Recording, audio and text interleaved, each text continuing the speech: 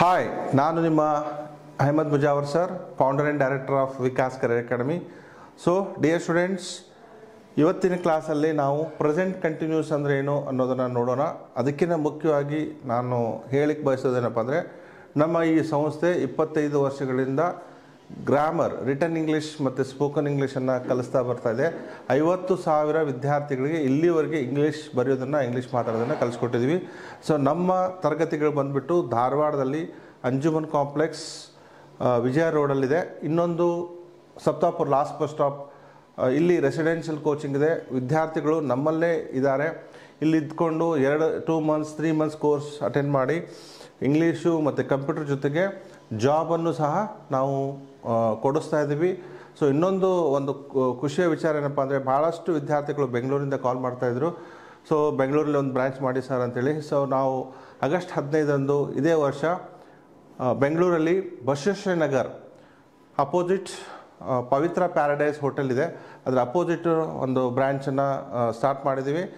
So ಯಾರ್ಯಾರು ಬೆಂಗಳೂರಿಂದ ನೋಡ್ತಾ ಇದ್ರಿ, ನಮ್ಮ ಒಂದು ಸಂಸ್ಥೆಗೆ ವಿಸಿಟ್ ಮಾಡಿ. ಸೊ ಇಲ್ಲಿ ಅಫ್ಕೋರ್ಸ್ ನಾವು ಕನ್ನಡದಿಂದ ಇಂಗ್ಲೀಷ್ ಕಲಿಸ್ತಾ ಇದ್ವಿ. ಸೊ ಪ್ರತಿಯೊಬ್ಬರು ಯಾರು ಬೇಕಾದ್ರೂ ಆರಾಮಾಗಿ ಇಂಗ್ಲೀಷ್ ಕಲಿಬೋದು ಅಂತ ಹೇಳ್ತಾ, ಇನ್ನೊಂದು ಮುಖ್ಯವಾಗಿ ಹೇಳಬೇಕಂದ್ರೆ, ಯಾರಿಗೆ ಆಫ್ಲೈನ್ ಕ್ಲಾಸಿಗೆ ಬರೋಕ್ಕಾಗಲ್ಲ, ಆನ್ಲೈನ್ ಕ್ಲಾಸ್ ಮೂಲಕ ಇಂಗ್ಲೀಷನ್ನು ಕಲಿಬೋದು, ಮನೇಲಿ ಕೂತ್ಕೊಂಡು ಕಲಿಬೋದು. ಸೊ ನಾವು ಅತಿ ಸುಲಭವಾಗಿ ಒಂದು ಏನಪ್ಪ ಅಂದರೆ, ಭಾಳ ಸರಳ ಮೆಥಡಲ್ಲಿ ನಾವು ಇಂಗ್ಲೀಷನ್ನು ಕಲಿಸ್ಕೊಡ್ತಾ ಇದ್ದೀವಿ. ಸೊ ಇನ್ನೊಂದು ವಿಶೇಷ ಹೇಳಬೇಕಂದ್ರೆ, ಇದೇ ಭಾನುವಾರ, ಶನಿವಾರ ಮತ್ತು ಭಾನುವಾರ ನಾನು 2 ದಿವಸಗಳ ಒಂದು ಕಾರ್ಯಾಗಾರವನ್ನು ಬೆಂಗಳೂರು ಬ್ರ್ಯಾಂಚಲ್ಲಿ ಇಟ್ಟಿದ್ದೀನಿ.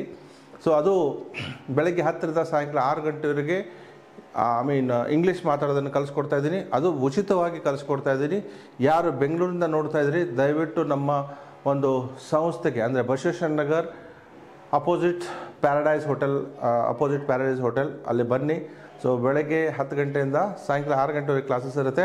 ನೀವು ಉಚಿತವಾಗಿ ಇಂಗ್ಲೀಷ್ ಕಲಿಬೋದು ಅಂತ ಹೇಳ್ತಾ, ಇವತ್ತಿನ ಕ್ಲಾಸನ್ನು ನಾನು ಪ್ರಾರಂಭ ಮಾಡ್ತಾಯಿದ್ದೀನಿ. ಇದು ಏನಪ್ಪ ಅಂದರೆ, ಇವತ್ತಿನ ಕ್ಲಾಸು ಪ್ರೆಸೆಂಟ್ ಕಂಟಿನ್ಯೂಸು. ಪ್ರೆಸೆಂಟ್ ಅಂದರೆ ಈಗ ಅಂತ ಅರ್ಥ ಆಗುತ್ತೆ. ಸೊ ಕಂಟಿನ್ಯೂಸ್ ಅಂದರೆ ನಡೆಯುತ್ತಿದೆ, ಈಗ ಏನು ನಡೀತಾ ಇದೆ ಅದು ಪ್ರೆಸೆಂಟ್ ಕಂಟಿನ್ಯೂಸ್ ಅಂತ ಹೇಳ್ಬೋದು. So what going on now, that is called present continuous. Present ಅಂದರೆ ಈಗ, ಕಂಟಿನ್ಯೂಸ್ ನಡೀತಾ ಇದೆ. ಸೊ ಕನ್ನಡದಲ್ಲಿ ಹೇಳಬೇಕಂದ್ರೆ, ನಾನು ಈಗ ಬರೆಯುತ್ತಿದ್ದೇನೆ, ಐ ಆಮ್ ರೈಟಿಂಗ್. ಇಂಗ್ಲೀಷಲ್ಲಿ ಐ ಆಮ್ ರೈಟಿಂಗ್ ಆಗುತ್ತೆ. ನಾವು ಈಗ ಓದುತ್ತಿದ್ದೇವೆ, ವಿ ಆರ್ ರೀಡಿಂಗ್ ಅಂತ ಆಗುತ್ತೆ. ಅವನು ಆಟ ಆಡುತ್ತಿದ್ದಾನೆ, ಹೀ ಈಸ್ ಅಫ್ಕೋರ್ಸ್ ಪ್ಲೇಯಿಂಗ್. ಅವಳು ಅಡುಗೆ ಮಾಡುತ್ತಿದ್ದಾಳೆ, she is cooking. So fan ತಿರುಗುತ್ತಾ ಇದೆ, ದ ಫ್ಯಾನ್ ಈಸ್ ರೋಟೇಟಿಂಗ್. ಈಗ ಏನು ಕೆಲಸ ನಡೀತಾ ಇದೆ ಅದು ಪ್ರೆಸೆಂಟ್ ಕಂಟಿನ್ಯೂಸ್ ಅಂತ ಆಗುತ್ತೆ. ಆತ್ಮೀಯ ವಿದ್ಯಾರ್ಥಿಗಳೇ, ಇಲ್ಲಿ ನಾವು ಅಫರ್ಮೇಟಿವ್ ಸೆಂಟೆನ್ಸ್ ಹೇಗೆ ಮಾಡಬೇಕು, ನೆಗೆಟಿವ್ ಹೇಗೆ ಮಾಡಬೇಕು, ಇಂಟ್ರಾಗೇಟಿವ್ ಹೇಗೆ ಮಾಡಬೇಕು, WH ಕ್ವಶನ್ಸ್ ಹೇಗೆ ಮಾಡಬೇಕು, ಅದನ್ನು ನಾನು ಹೇಳ್ತಾ ಹೋಗ್ತಾ ಇದ್ದೀನಿ.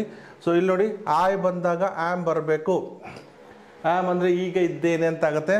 ನಾನು ಈ ಕೆಲಸ ಮಾಡ್ತಾ ಇದ್ದೀನಿ ಅಂತ ಹೇಳ್ಬೇಕಾದ್ರೆ I am starting, or I am writing, I am singing. I ಬಂದಾಗ ಆ್ಯಮ್ ಬರಲೇಬೇಕು. ದಯವಿಟ್ಟು ನೆನ್ಪಿಟ್ಕೊಳ್ಳಿ, ಈಗೇನು ಕೆಲಸ ನಡೀತಾ ಇದೆ ಅದು ಐ ಬಂದಾಗ ಆ್ಯಮ್ ಬರಬೇಕು. I am writing, I am starting. ನಾನು ಈಗ ಕೆಲಸ ಮಾಡ್ತಾ ಇಲ್ಲ, ನಾನು ಈಗ ಬರಿತಾ ಇಲ್ಲ, ನಾನು ಈಗ ಓದ್ತಾ ಇಲ್ಲ ಅಂತ ಹೇಳ್ಬೇಕಾರೆ I am not starting. Start ಅಂದರೆ ಪ್ರಾರಂಭಿಸು. ನಾನು ಈಗ ಪ್ರಾರಂಭ ಮಾಡ್ತಾ ಇಲ್ಲ ಅನ್ಬೇಕಾದ್ರೆ ಐ ಆಮ್ ನಾಟ್ ಸ್ಟಾರ್ಟಿಂಗ್ ಅಂತಾಗುತ್ತೆ. ಐ ಆಮ್ ನಾಟ್ ಇದ್ದಿದ್ದು ಅಮೆಂಟ್. ಹೇಳಿ, ಅಮೆಂಟ್ ಶಾರ್ಟ್ಕಟ್ಟಲ್ಲಿ ಅಮೆಂಟ್ ಅಂತ ಆಗುತ್ತೆ. I am not starting.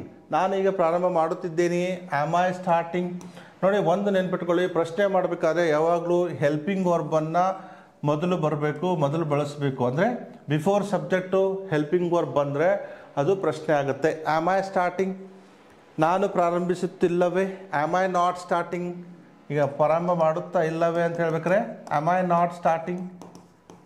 So ಏನು ಪ್ರಾರಂಭ ಮಾಡುತ್ತಿದ್ದೇನೆ ಅಂತ ಹೇಳ್ಬೇಕಾರೆ, WH ಕ್ವಶನ್ ಮಾಡ್ಬೇಕಾದ್ರೆ ವಾಟ್ ಆಮ್ ಐ ಸ್ಟಾರ್ಟಿಂಗ್.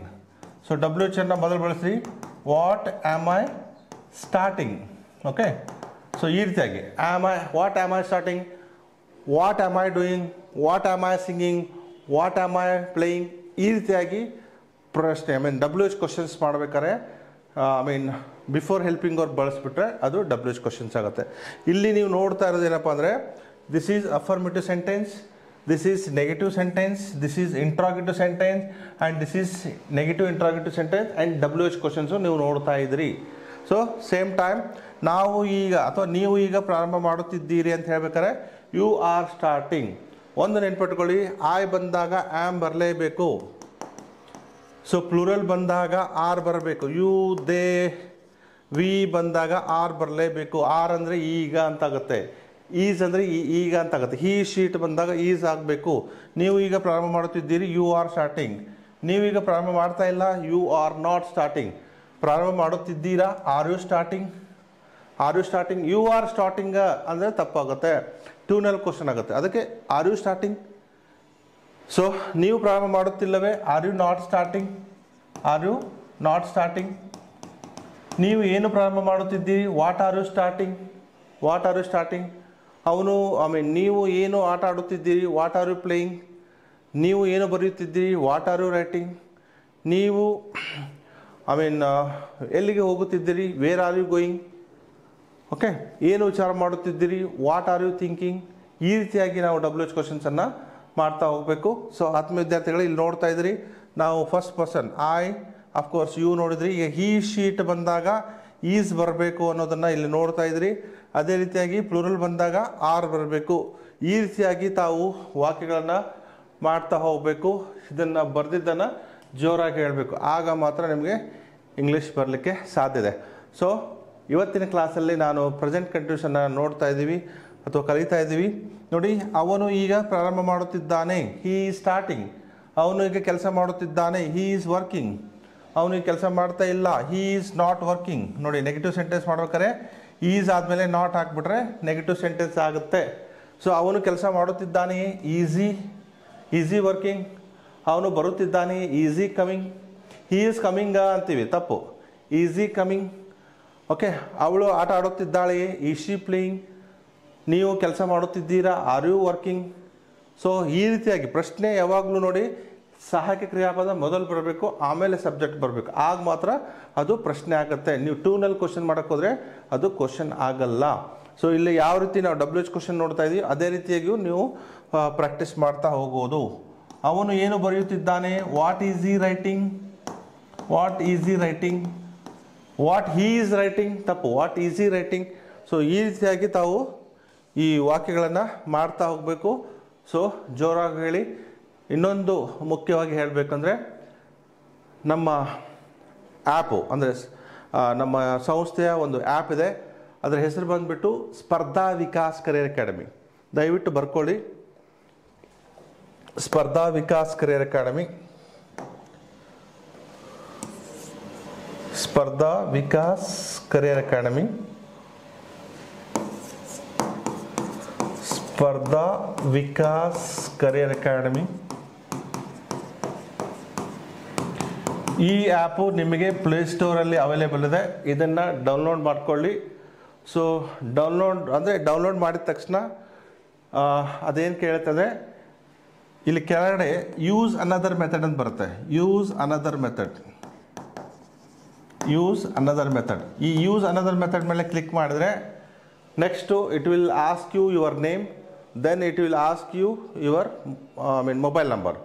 ಇಷ್ಟು ಹಾಕಿಬಿಟ್ರೆ ಇದು ಆ್ಯಪ್ ಡೌನ್ಲೋಡ್ ಆಗುತ್ತೆ. ದಯವಿಟ್ಟು ನೆನ್ಪಿಟ್ಕೊಳ್ಳಿ, ನೀವು ಡೌನ್ಲೋಡ್ ಮಾಡ್ಕೋಬೇಕಾದ್ರೆ ಸ್ವಲ್ಪ ಕೇರ್ಫುಲ್ಲಾಗಿ ಮಾಡ್ಕೊಳ್ಳಿ. So don't go WhatsApp method, ಅಂದರೆ ವಾಟ್ಸಪ್ ಮೆಥಡ ಅಥವಾ ಯೂಸ್ ಅನದರ್ ಮೆಥಡ್ ಅಂತ ಕೇಳುತ್ತೆ. ಯೂಸ್ ಅನದರ್ ಮೆಥಡ್ ಕ್ಲಿಕ್ ಮಾಡಿದರೆ ಮಾತ್ರ ಆ್ಯಪ್ ಡೌನ್ಲೋಡ್ ಆಗುತ್ತೆ. ಸೊ ಡೌನ್ಲೋಡ್ ಮಾಡ್ಕೊಳ್ಳಿ. ಇನ್ನೊಂದು, ಖಂಡಿತವಾಗಿಯೂ ನೀವು ಆನ್ಲೈನ್ ಮೂಲಕ ಮನೆಯಲ್ಲಿ ಕೂತ್ಕೊಂಡು ಸರಳವಾಗಿ ಇಂಗ್ಲೀಷಲ್ಲಿ ಮಾತಾಡೋಕ್ಕೆ ಪ್ರಾರಂಭ ಮಾಡ್ಬೋದು. ಸೊ ಇದು ಇಂಗ್ಲೀಷ್ ಬರೆಯೋದು, ಇಂಗ್ಲೀಷ್ ಮಾತಾಡೋದು ಭಾಳಷ್ಟು ಜನರಿಗೆ ಕಷ್ಟ ಆಗ್ತಾಯಿದೆ.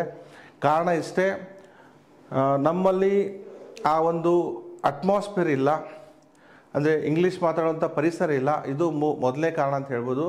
ಎರಡನೇ ಕಾರಣ ಏನಂದರೆ, ನಮಗೆ ಡೌಟ್ಸ್ ಇದೆ. ಈ ಡೌಟ್ಸ್ ಅಂತಂದ್ರೇನು, ಯಾವ ಸಹಾಯಕ ಕ್ರಿಯಾಪದಗಳನ್ನು ಎಲ್ಲಿ ಬಳಸಬೇಕು, ಮುಖ್ಯ ಕ್ರಿಯಾಪದವನ್ನು ಹೇಗೆ ಬಳಸಬೇಕು, ಯಾವ ರೀತಿ ಸಂಭಾಷಣೆ ಪ್ರಾರಂಭ ಮಾಡಬೇಕು, ಯಾವ ರೀತಿ ಪ್ರಶ್ನೆಗಳನ್ನು ಮಾಡಬೇಕು, ಸೊ ನೆಗೆಟಿವ್ ಹೇಗೆ ಮಾಡಬೇಕು ಅಥವಾ WH ಕ್ವಶನ್ಸ್ ಹೇಗೆ ಮಾಡಬೇಕು, ಕ್ವಶನ್ ಟ್ಯಾಗ್ಸ್ ಹೇಗೆ ಮಾಡಬೇಕು, ಬಹಳಷ್ಟು ವಿಷಯಗಳು ನಮಗೆ ಗೊತ್ತಿಲ್ಲ. ಅಂದರೆ ನಮಗೆ ನಾಲೆಜ್ ಕೊರತೆ ಇದೆ ಒಂದು. ಎರಡನೇದು, ನಮಗೆ ಕಾನ್ಫಿಡೆನ್ಸ್ ಲೆವೆಲ್ ಇಲ್ಲ. ಸೊ ಗೊತ್ತಿರೋ ಇಂಗ್ಲೀಷು ನಮಗೆ ಬಾಯಿಗೆ ಬರ್ತಾ ಇಲ್ಲ, that is what confidence level.